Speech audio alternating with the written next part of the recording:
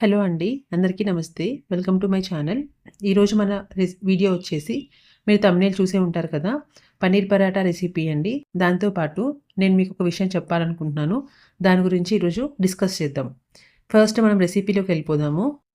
దీనికోసం నేను ఒక 100 గ్రామ్స్ పన్నీర్ తీసుకున్నాను. దాన్ని చిన్నగా గ్రేట్ చేసుకొని ఒక చిన్న గిన్నెలోకి తీసుకున్నాను. దాని తర్వాత సన్నగా చాప్ చేసిన ఆనియన్స్ తీసుకొని అందులోనే సన్నగా చాప్ చేసిన కొంచెం కొత్తిమీర, కరివేపాకు కూడా యాడ్ చేసుకుంటా అండి. యాక్చువల్‌గా పిల్లలకు మిల్క్ ప్రోడక్ట్ రెసిపీస్ అయినా చాలా ఇష్టం ఉంటుంది కదా! మా పిల్లలు కూడా అంతే అండి.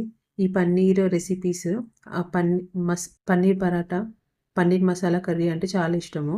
బాగా ఇష్టంగా తింటారు. నాన్ నాన్ వెజ్ కంటే వెజ్ రెసిపీస్ ఎక్కువ లైక్ చేస్తారు. అందుకే ఎక్కువగా నేను పరాటాస్ ఎక్కువ చేస్తాను. అంటే పన్నీర్ పరాటా, ఆలూ పరాటా, మేథీ పరాటా, ఆనియన్ పరాటా ఉంటుంది. గోబీ పరాటా ఇట్లా వీక్లీ వన్స్ ఏదో ఒక పరాటా రెసిపీ చేస్తుంటానండి. అలా అయితే బాగా నచ్చుతుంది వాళ్ళకి. సో, ఇప్పుడు నేనొచ్చేసి ఇక్కడ సాల్ట్ తీసుకున్నా కొద్దిగా. అలాగే జింజర్ గార్లిక్ పేస్ట్ తీసుకున్నా. దీంట్లోనే కొంచెం పసుపు, కారము, ధనియాల పొడి, చాట్ మసాలా పౌడర్ లైట్‌గా అంటే పిల్లల కోసం కాబట్టి ఎక్కువగా స్పైస్ లేకుండా కొంచెం కొంచెం తీసుకుంటా అన్నీ. చూడండి ఇక్కడేస్తున్నా. ఇది పరాటాల కోసం మనకి పన్నీర్ స్టఫ్ అండి. ఈ స్టఫ్‌తో పాటు మనం పక్కనే గోధుమ పిండి కలిపి పెట్టేసుకోవాలి. నేను 2 కప్పుల గోధుమ పిండి తీసేసుకొని, కొంచెం సాల్ట్ ఏసుకొని, పిండి కలిపేసుకొని పెట్టేసుకున్నా. పిండి ఒక 10 నిమిషాలు నానితే మెత్తగా వస్తాయి పరాటాలు. సో, ముందే కలిపేసుకొని పెట్టుకున్నా. ఇక్కడ పన్నీర్‌లో నేను చెప్పిన ఇంగ్రీడియెంట్స్ అన్నీ యాడ్ చేసుకుంటున్నా చూడండి. అయితే నేను మన వీడియో చూసే వ్యూయర్స్ అందరి కోసం ఒక మాట చెప్పాలనుకుంటున్నాను. మీతో ఒక విషయం చెప్పాలి అని చెప్పాను కదా! థంబ్‌నెయిల్‌లో. అదే అండి. మీ ఇంట్లో సిక్స్త్, సెవెంత్ చదివే ఉన్నట్లయితే న్యూస్ పేపర్ రీడింగ్ అనేది ఒక హ్యాబిట్ అంటే అలవాటు చేయండి. ఎందుకు సిక్స్త్, సెవెంత్ చదివే పిల్లలు అని చెప్తున్నానంటే యాక్చువల్‌గా సీబీఎస్ఈ సిలబస్ అయితే సిక్స్త్ క్లాస్ నుంచి మనకు సోషల్ సబ్జెక్ట్ అనేది యాడ్ అవుతుందండి. ఫిఫ్త్ క్లాస్ వరకు నార్మల్‌గా సైన్స్ సబ్జెక్ట్ ఒకటే ఈవీఎస్ అని చెప్పి ఉంటుంది. బట్ సిక్స్త్ నుంచి మనకి సోషల్ సబ్జెక్ట్ అనేది యాడ్ అవుతుంది. సోషల్‌లో సివిక్స్, జియోగ్రఫీ, హిస్టరీ అనే సబ్జెక్ట్స్ యాడ్ అయితాయి.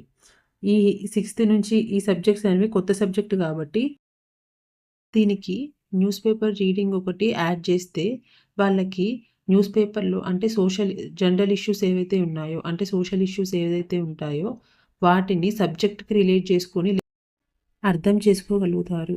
ఎందుకు అనంటే ఈ ఇయర్ రీసెంట్‌గా 1 మంత్ నుంచే మేము న్యూస్ పేపర్ ఏయించుకుంటున్నామని చెప్పా కదా! మా పాప daily Times of India newspaper చదువుతదండి. అందులో వచ్చే ఇష్యూస్‌ని అంటే సివిక్స్ రిలేటెడ్ వాళ్ళు ఇప్పుడు parliament sessions, articles, supreme court, high court ఇలాంటి సబ్జెక్ట్స్ అన్నీ, టాపిక్స్ అన్నీ కూడా వాళ్ళకి సివిక్స్ అనే సబ్జెక్ట్‌లో ఉంటాయి కదా! మా పాప నన్ను అడుగుతుంది. పార్లమెంటు గురించి, హైకోర్టు గురించి, ఒక బిల్ పాస్ అవ్వాలంటే ఏదైనా ఇష్యూ మీద దానికి కంపల్సరీ పార్లమెంట్ అప్రూవ్ చేయాలా? అంటే పార్లమెంట్ అప్రూవ్ లేనిది బిల్ పాస్ అవ్వదా? అది యాక్ట్ అవ్వదా? అని చెప్పి అడుగుతుందన్నట్లు. దీనివల్ల వాళ్ళకేమైతుందనంటే సబ్జెక్ట్ చదివిన తర్వాత న్యూస్ పేపర్ రీడింగ్ వల్ల వాళ్ళకి సబ్జెక్ట్ అనేది ఎక్స్‌ప్లోర్ అవుతుంది. అంటే న్యూస్ పేపర్ నాలెడ్జ్ ఇంప్రూవ్ అవుతుంది. ఇది వాళ్ళకి ఫ్యూచర్‌లో చాలా యూజ్ అవుతుందండి. మనం ఒకేసారి న్యూస్ పేపర్ చదవమంటే పెద్దయిన తర్వాత వాళ్ళకి అర్థం కాదు. ఇదేంటి ఇలా ఉంది అని చెప్పి అనుకుంటారు.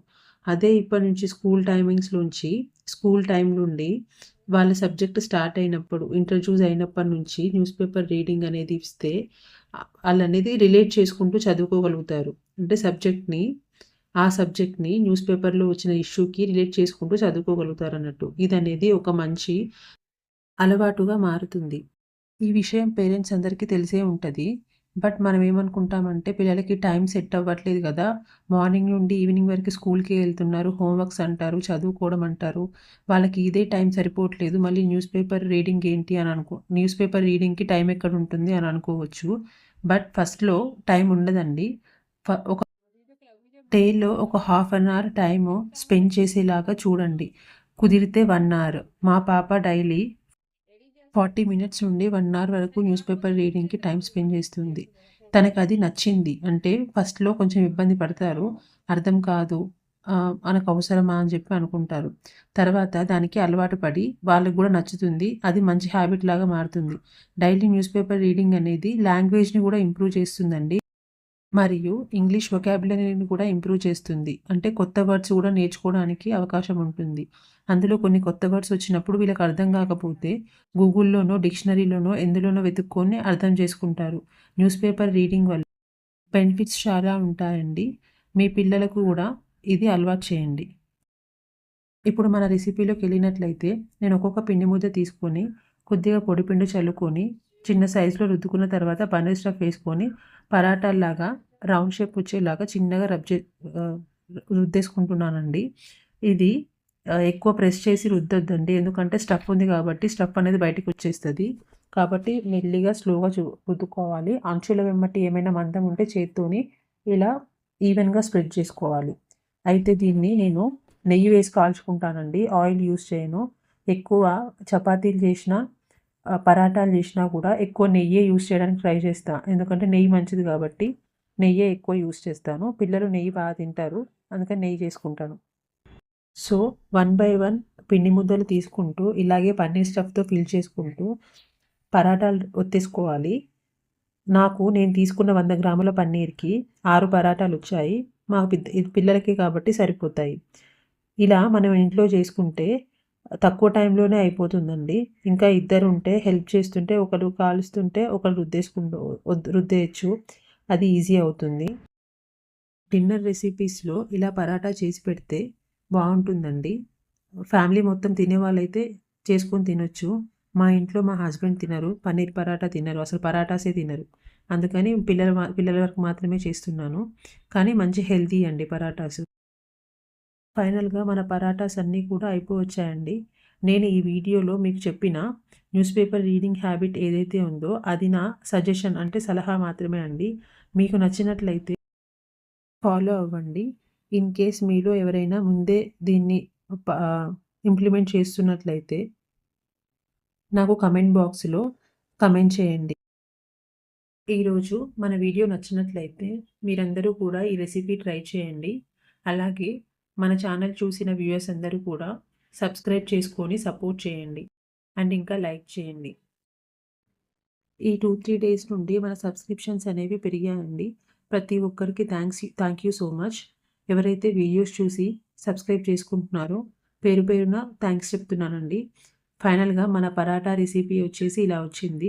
అయితే పరాటాలోకి రైతా బావుండదండి. అంటే పన్నీర్ పరాటా కాబట్టి రైతా బావుండదు. ఇందులోకి పిల్లలు సాస్ ఏసుకొని తింటారు. మీరు ట్రై చేయండి. బాయ్.